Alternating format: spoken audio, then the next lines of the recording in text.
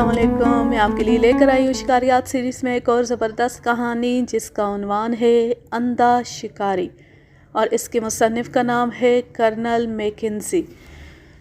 मैं गुज़श्ता 3 हफ़्तों में अपनी एक आँख से महरूम हो चुका था। 4 पसलियाँ टूट गईं, बाईं कनपट्टी पर शदीद ज़ख़म आए और दाहिने पाँव का अंगूठा जड़ से कट गया। सुना है दाहिनी टांग जिस पर जा बजा टांके लगाने के बावजूद डॉक्टर मुतमईन नहीं हुए सिरे से काट दी जाएगी। नर्सों की ज़ुबानी पता चला, दोस्तों ने खासी मिक़दार में खून जमा करके मेरी ज़िंदगी बचाने की कोशिश की। अब मेरी रगों में दौड़ता हुआ खून दोस्तों की अमानत है। मेरा अपना खून जहरीला होने के सबब जिस्म से निकाल दिया गया था। मैं क्यों कर इस हाल को पहुंचा, ये एक दिलचस्प दास्तान है। आगे कहानी शुरू करने से पहले एक रिक्वेस्ट है कि अगर अभी तक आपने इस चैनल को सब्सक्राइब नहीं किया हुआ तो इसे सब्सक्राइब ज़रूर कर लें और बेल आइकन को ज़रूर प्रेस करें ताकि आने वाली हर न्यू वीडियो की नोटिफिकेशन आपको बर वक्त मिलती रहे। आज से 1 माह पहले मैं एक खुशो खुर्रम पेशावर शिकारी था। यूरोप और अमेरिका के मालदार लोग तफरीह की गर्ज से अफ्रीका जाते तो शिकार खेलने का प्रोग्राम भी वज़ा किया जाता। ऐसे मौक़ों पर ये लोग मेरी तरह के पेशावर शिकारियों की खिदमत हासिल करते थे। हम लोग गिरां कदर मुआवजा लेकर साहब के साथ शिकार खेलते और बड़े बड़े जंगली दरिंदों को मौत के घाट उतार कर साहब के कदमों में डाल देते ताकि वो उन पर गोली चलाने के अंदाज में तस्वीर खिंचवाएं और ये तस्वीर अखबारों और रिसालों में छप सके। 2 माह कबल एक शहजादे साहब के साथ शिकार खेला तो उन्होंने खुश होकर मुआवजे के अलावा $5000 बतौर इनाम दिए। रकम तो मिल ही गई थी, सोचा ज़रा घूम फिर कर काम की थकन दूर की जाए। एक मुद्दत से बहरी सफ़र ना किया था। फ़ौरन टिकट लिया और मुख्तलिफ़ इलाक़ों की सियाहत करता हुआ शुमाली बोरिनो पहुंचा। जहाज़ आप नाए मकासर में सफ़र कर रहा था कि कप्तान ने थोड़े फासले पर वाक़े एक जज़ीरे की तरफ इशारा करते हुए कहा, इस जज़ीरे के साहिल पर हज़ारों की तादाद में कछुए आते हैं। उन कछुओं का शिकार करना चाहिए क्योंकि बाज़ औक़ात वो बड़े बड़े सीप निगल लेते हैं जिनमें मोती होते हैं। ये कीमती मोती कछुए के मैदे में हज़म नहीं होते और उन्हें जूं का तूं निकाला जा सकता है। मैं उसकी दलील से कुछ ज़्यादा मुतमईन ना था, मगर इस ख़याल से कि अच्छा खासा शुग़ल रहेगा फ़ौरन हामी भर ली और हम एक छोटी कश्ती में सवार होकर जज़ीरे की तरफ चले। अभी साहिल 1 फरलॉन्ग दूर था कि पानी की सतह पर कुछ घोंगे और सीपियाँ तैरती हुई नज़र आईं।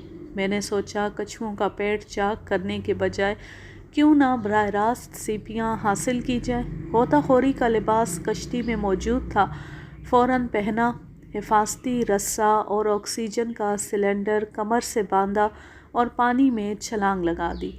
तह तक पहुँचने से पहले ही सीपियों का एक गुच्छा नज़र आ गया।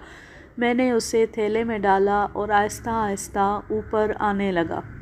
थोड़ा फासला तय किया था कि दाईं जानिब छोटे छोटे रंगदार पत्थर तैरते हुए नज़र आए। हाथ बढ़ाकर एक पत्थर को पकड़ना चाहा मगर वो पीछे हट गया। अगले ही लम्हे कोई जानदार शे हाथ की पुश्त पर तैरती हुई महसूस हुई। झटक कर उसे अलहदा करने की कोशिश की मगर बेसूद। अचानक सूरत हाल मेरी समझ में आ गई। वो रंगदार पत्थर जिन्हें देखकर मैं रुका था दरअसल ऑक्टोपस के मुख्तलिफ बाजुओं पर बने हुए धब्बे थे जो पानी में चमक रहे थे। इससे कबल कि अपने आप को उस मूज़ी जानवर की गिरफ्त से छुड़ाता उसके 2 बाजुओं ने बेबस कर दिया। यूँ महसूस होता था कि कोई शख्स मजबूत रस्सी से मुझे खोंटे या सतून के साथ बांध रहा है। मेरी जगह कोई और होता तो घबराहट के मारे हाथ पांव फूल जाते, मगर मैं शिकारी हूँ और वो भी पेशावर। 2 वक्त की रोटी कमाने के लिए मुझे हमेशा मौत से पंजा आजमाई करनी पड़ती है। फ़ौरन थैले में से चाकू निकाला और पूरी कुव्वत से ऑक्टोपस पर धावा बोल दिया। حملہ اتنا اچانک تھا کہ آکٹوپس اپنے آپ کو سمیٹ نہ سکا اور میں اس کے دونوں بازو کاٹ کر آزاد ہو گیا۔ کھلے پانی میں اس خونی بلا سے فرار ممکن نہ تھا۔ جان بچانے کی خاطر چٹانوں کی طرف لپکا۔ اتفاق سے جلد ہی ایک کھو نظر آ گئی۔ انتہائی تیز رفتاری سے تیرتا ہوا کھو میں داخل ہوا، مگر اگلے ہی لمحے واپس آنے کے لیے ہاتھ پاؤں مارنے پڑے۔ کھو میں ایک نہ دو، پورے 5 آکٹوپس براجمان تھے۔ واپسی پر میں اس آکٹوپس کے حملے سے محفوظ نہ رہ سکا جس کے 2 بازو کاٹ چکا تھا۔ وہ شدید غصے میں تھا۔ اس نے اپنا ایک بازو اس زور سے میری کمر پر رسید کیا کہ آنکھوں کے آگے اندھیرا چھا گیا اور میں ایک چٹان کی ابری ہوئی نوک پر منہ کے بل جا گرا۔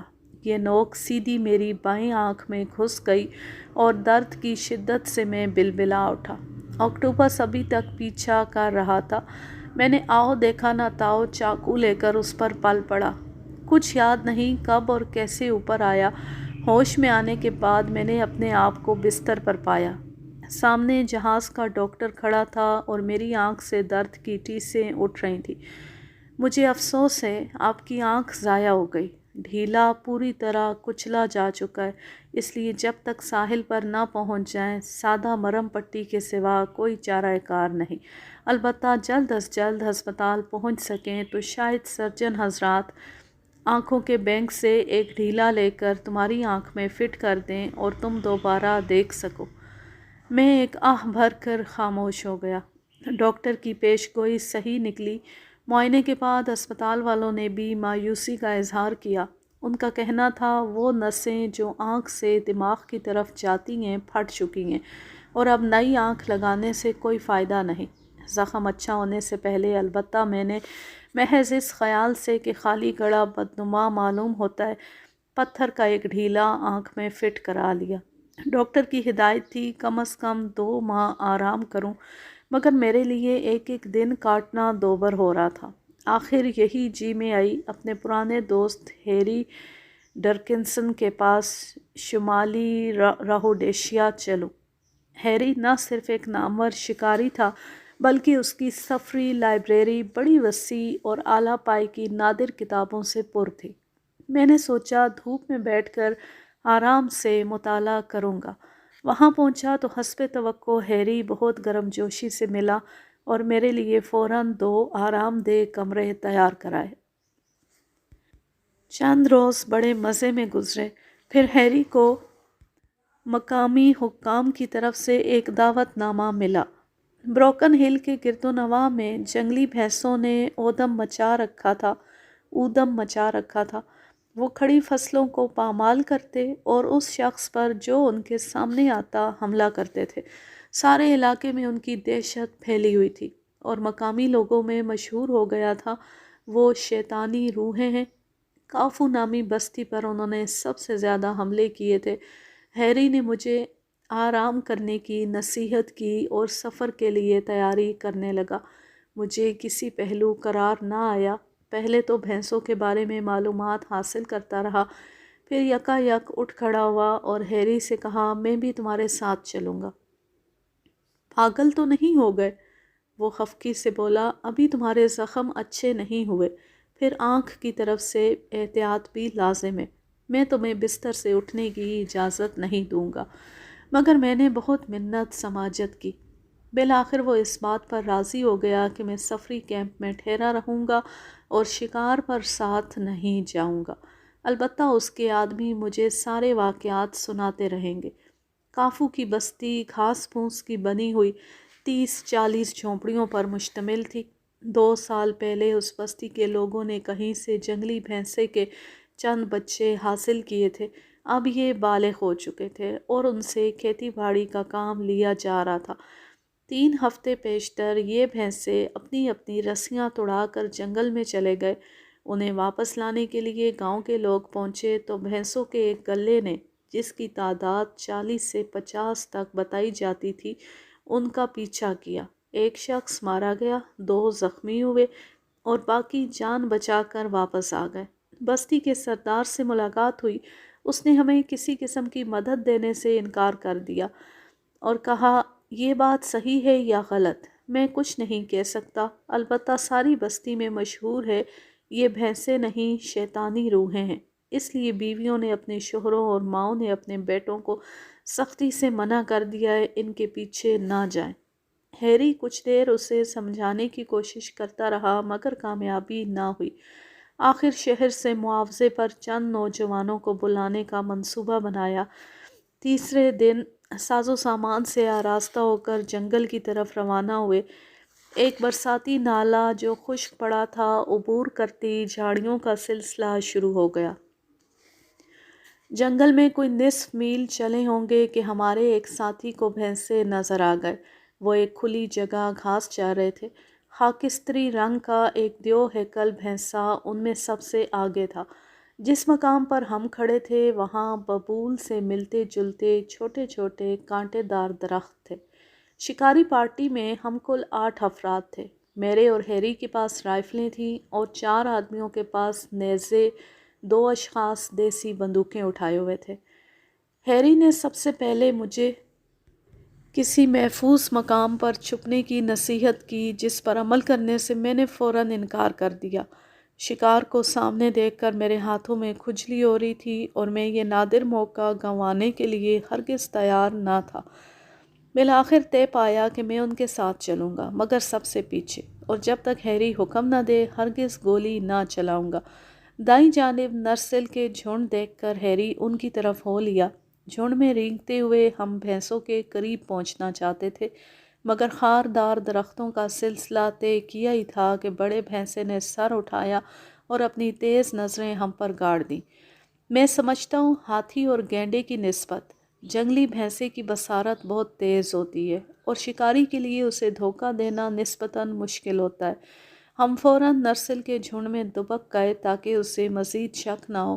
اس کے باوجود وہ آہستہ آہستہ ہماری طرف بڑھنے لگا۔ ہیری نے اس کا نشانہ لیا اور لبلبی دبانے والا تھا کہ میں نے ہاتھ کے اشارے سے منع کر دیا۔ بڑے بھینسے کو ہماری طرف آتے دیکھ کر ریوڑ نے چرنا چھوڑ دیا تھا اور سارے بھینسے اپنے سردار کے پیچھے آ رہے تھے۔ اچانک بڑے بھینسے نے اپنا سر جھکایا، اس کے منہ سے جھاگ بے نکلی اور وہ انتہائی تیز رفتاری سے ہماری طرف دوڑا۔ جب درمیانی فاصلہ 25 گز رہ گیا تو ہیری نے پہلا فائر کیا۔ اسی لمحے میری رائفل نے بھی شعلہ اگلا اور آگے بڑھتے ہوئے بھینسے کے قدم لڑکھڑا گئے۔ اس کی تیز رفتار اتنی تیز تھی کہ گرنے سے پیشتر کئی گز تک گھسٹتا چلا آیا۔ یہ میری زندگی کا سب سے زیادہ خطرناک اور سنسنی خیز منظر تھا۔ گوشت کا ایک پہاڑ جس کا وزن 30 من سے کسی صورت کم نہ تھا ہم پر گرنا ہی چاہتا تھا کہ میں نے جلدی سے دوبارہ نشانہ لیا اور یکے بعد دیگرے کئی فائر کیے۔ اس اثناء میں ہیری نے 2 مزید بھینسے مار گرائے تھے جو بڑے بھینسے کے پیچھے آ رہے تھے۔ اب ریوڑ میں سے 4 بھینسے کم ہو گئے تھے۔ اچانک عقب سے ہانپنے کی آواز آئی۔ مڑ کر دیکھا تو بھینسوں کا سردار جسے ہم اپنی دانست میں ہلاک کر چکے تھے اٹھنے کی کوشش کر رہا تھا۔ ہیری کی ایک گولی نے اس کی کھوپڑی کے پرخچے اڑا دیے اور وہ پھر سے زمین پر گر پڑا۔ دوسرے بھینسوں کا فاصلہ کم ہوتے ہوتے 50 فٹ رہ گیا تھا۔ ان کے کھروں کی دھمک لمحہ بلمحہ تیز ہوتی جا رہی تھی۔ اتنے زیادہ بھینسوں کو روکنے کی کوشش خودکشی کے مترادف تھی۔ اس لیے ہیری نے ہم لوگوں کو خاردار درختوں پر چڑھنے کا حکم دیا۔ ان درختوں پر چڑھنا خاصا مشکل کام ثابت ہوا۔ سوئی کی طرح نوکیلے اور انسانی انگلی جتنے لمبے کانٹوں سے بھرے ہوئے شاخوں اور ٹہنیوں کے سہارے اوپر پہنچنا ایسا ہی تھا جیسے کوئی 15 فٹ اونچی خاردار تار کی باڑ پھاندنے کی کوشش کرے۔ افراتفری میں رائفل میرے ہاتھ سے چھوٹ کر زمین پر گر پڑی۔ اسے اٹھانے کا موقع نہ تھا۔ کانٹوں کی پرواہ کیے بغیر ایک شاخ سے لٹک کر اوپر چڑھنے لگا تو ہاتھ بری طرح زخمی ہو گئے۔ کپڑے کانٹوں سے الجھ کر رہ گئے، لیکن بھینسے کے نوکیلے سینگوں کے مقابلے میں یہ تکلیف بڑی حد تک گوارا تھی۔ ایک محفوظ 2 شاخے تک پہنچ کر اوسان ذرا بحال ہوئے تو ہیری کا خیال آیا اس کی حالت مجھ سے کچھ بہتر نہ تھی۔ وہ چند گز پرے ایک درخت کی شاخوں میں دبکا بیٹھا تھا۔ دوسرے ساتھی نسبتاً دور کے درختوں میں پناہ لے چکے تھے۔ چند منٹ بعد بھینسے ڈکراتے اور منہ سے جھاگ اڑاتے ہوئے اس جھنڈ میں آ پہنچے اور غصے سے پھنکارتے ہوئے درختوں کے گرد گھومنے لگے۔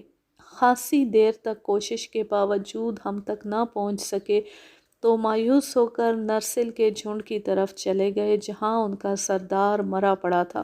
البتہ 3 بھینسے ہمارے گرد منڈلاتے رہے۔ ایک بھینسا جس کی پشت زخمی تھی اور خون مسلسل بہہ رہا تھا دوسروں کی نسبت کچھ زیادہ ہی غضبناک تھا، بار بار دوڑتا ہوا آتا اور کسی درخت کو ٹکر مارتا۔ ہیری نے اس پر فائر کیا لیکن نشانہ خطا گیا۔ جھنجلا کر اس نے خالی رائفل نیچے پھینک دی۔ جن لوگوں کے پاس کارتوس اور فالتو رائفلیں تھیں ہم سے کچھ فاصلے پر درختوں میں چھپے بیٹھے تھے۔ ہمارے نیچے تینوں بھینسے بار بار غصے سے پھنکارتے اور کھروں سے مٹی کھودتے تھے۔ ہمارے لیے اس کے سوا کوئی چارہ نہ تھا کہ اس وقت تک انتظار کریں جب تک وہ بھوک پیاس سے نڈھال ہو کر یا ہماری تلاش سے تنگ آ کر واپس نہ چلے جائیں۔ صبح سے دوپہر ہو چلی تھی لیکن بھینسوں کا غصہ ٹھنڈا ہوتا نظر نہ آتا تھا۔ اسی عالم میں شام ہو گئی۔ 2 بھینسے تو نظروں سے غائب ہو گئے مگر تیسرا ان درختوں کے نیچے گھومتا رہا جن کی شاخوں میں ہم چھپے ہوئے تھے۔ شام کے 5 بجے ایک اور واقعہ پیش آیا۔ بھینسے نے درخت کے تنے پر اس زور سے ٹکر ماری کہ ٹہنیاں جو میرے ہاتھوں میں تھیں چھوٹ گئیں اور میں چکراتا ہوا نیچے کی طرف آیا۔ وہ تو قسمت اچھی تھی کہ زمین سے کوئی 10 فٹ اوپر میرا ہاتھ ایک شاخ پر جا پڑا اور میں نے اسے مضبوطی سے تھام لیا، وگرنہ بھینسا مجھے اپنے سینگوں میں پرونے کے لیے تیار کھڑا تھا۔ میں بچ تو گیا مگر بے شمار کانٹے دونوں ہتھیلیوں میں چبھ گئے اور خون بہنے لگا۔ 7 بجے تک میری حالت پتلی ہو چکی تھی اور ڈر تھا مزید چند گھنٹے اس درخت پر بیٹھنا پڑا تو بے ہوش ہو کر گر پڑوں گا۔ ایک ہی حالت میں بیٹھنے سے ٹانگیں اکڑ گئی تھیں اور سارا خون سمٹ کر ایڑیوں میں آ گیا تھا۔ ایک بار پہلو بدلنے کے لیے حرکت کی تو بھینسے نے غضبناک ہو کر درخت پر حملے شروع کر دیے۔ ایک حملے میں اس کا سینگ شاخوں میں الجھ گیا۔ اپنے آپ کو چھڑانے کے لیے اس نے زور سے جھٹکا دیا تو سینگ اکھڑ کر نیچے گر پڑا اور وہ لڑھکتا ہوا گردن کے بل زمین پر گرا۔ معلوم ہوتا تھا گردن کا منکا ٹوٹ گیا ہے لیکن چند ثانیے بعد دوبارہ اٹھ کھڑا ہوا۔ شام کا اندھیرا پھیلنے لگا تو اس کے حملوں کی شدت میں بڑی حد تک کمی آ گئی۔ چند گھنٹے مزید انتظار کرنے کے بعد وہ مایوس ہو کر ایک طرف کو چلا گیا۔ دیر تک انتظار کرنے کے بعد کہیں دکھائی نہ دیا تو ہم درختوں سے اترے اور رائفلیں اٹھا کر دبے پاؤں بستی کی طرف روانہ ہوئے۔ پروگرام یہ تھا کہ رات آرام کر کے صبح پھر جنگل میں آئیں گے۔ خشک نالہ عبور کر کے کھلے میدان میں پہنچے ہی تھے کہ اچانک کھروں کی آواز سنائی دی جو لمحہ بلمحہ قریب آ رہی تھی۔ معلوم ہوا تینوں بھینسے نرسل میں چھپے ہمارا انتظار کر رہے تھے اور جب ہم کھلے میدان میں پہنچ گئے جہاں پناہ لینے کے لیے درخت یا کوئی اوٹ نہیں تھی تو ہم پر حملہ آور ہو گئے۔ اندھیرے کے سبب کچھ نظر نہ آتا تھا، محض اندازے سے ہیری اور میں نے آواز کی سمت فائر کر دیے۔ دونوں فائر خطا گئے کیونکہ بھینسوں کی رفتار اور تیزی میں ذرا برابر کمی نہ آئی۔ تینوں بھاگتے ہوئے ہم سے 15 گز کے فاصلے پر پہنچے تو اندھیرے کے باوجود ان کے ہیولے بخوبی نظر آنے لگے۔ ہم نے تیزی سے فائر کر کے ایک بھینسا مار گرایا لیکن جب تک رائفل بھر کر دوبارہ فائر کرتے دوسرا بھینسا دندناتا ہوا سروں پر آ پہنچا۔ اتفاق سے میں اس کے زیادہ قریب تھا۔ اس نے آتے ہی مجھے سینگوں پر اٹھا لیا اور ہوا میں اچھالنا چاہتا تھا کہ ہمارے افریقی دوست ویلی نے عدیم المثال جرأت کا مظاہرہ کرتے ہوئے نیزے سے اس کی گردن پر حملہ کیا۔ اس ضرب کی وجہ سے وہ مجھے پوری قوت سے زمین پر نہ پھینک سکا۔ اس کے باوجود میری 4 پسلیاں ٹوٹ گئیں اور ماتھے سے خون بہنے لگا۔ میری دائنی آنکھ خون سے تر ہو گئی اور باوجود کوشش کے میں سامنے کی چیزوں کو نہ دیکھ سکا۔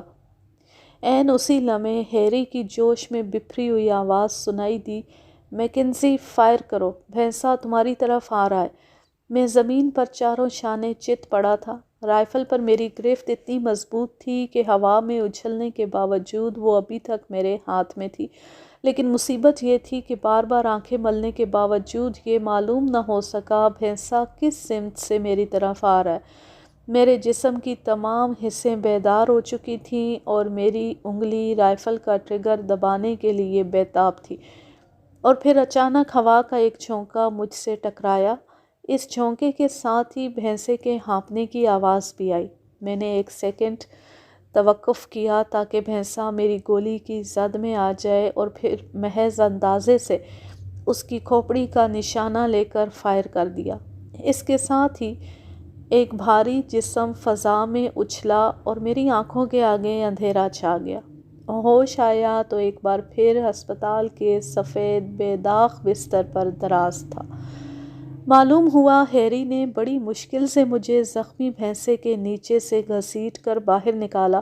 میرے جسم پر جا بجا زخم ہے اور ایک آنکھ اور 4 پسلیوں سے ہاتھ دھونے کے باوجود میں سوچ رہا ہوں ٹھیک ہو کر نیوگنی کا رخ کروں۔ سنا ہے وہاں کے لوگ رسے کی مدد سے مگرمچھ کو زندہ پکڑ لیتے ہیں۔ اس انتہائی دلچسپ کہانی کا اختتام ہو گیا۔ اس کا ماخذ ہے اردو ڈائجسٹ، دسمبر سن 1969۔ اب میں لیتی ہوں آپ سے اجازت۔ جہاں رہیں خوش رہیں، شاد و آباد رہیں، ہنستے مسکراتے رہیں، اور اگر یہ کہانی یا میرا انداز پسند آئے تو اس چینل کو سبسکرائب ضرور کر لیجئے اور بیل آئیکن کو ضرور پریس کریں تاکہ آنے والی ہر نیو ویڈیو کی نوٹیفیکیشن آپ کو بر وقت ملتی رہے۔ مجھے رودرا پریاگ کا آدم خور چیتا اس کہانی کی فرمائش آئی تھی اور میں اسے تلاش کیا میں نے، لیکن مجھے اس کا اردو ترجمہ نہیں مل رہا۔ ہندی میں ہے یا انگلش میں ہے، اور میں اسے اگر گوگل سے ٹرانسلیٹ کر بھی لیتی ہوں تو وہ ٹرانسلیشن ایسی ہے کہ بے ربط سی ہوتی ہے، میں اسے پڑھ کے سنا نہیں سکتی، وہ صحیح نہیں ہے۔ تو لیکن میں کوشش جاری رکھے ہوئے ہوں، مجھے کہیں سے بھی اس کہانی کا اردو ترجمہ مل گیا تو میں ضرور سناؤں گی۔ اللہ حافظ، اللہ نگہبان۔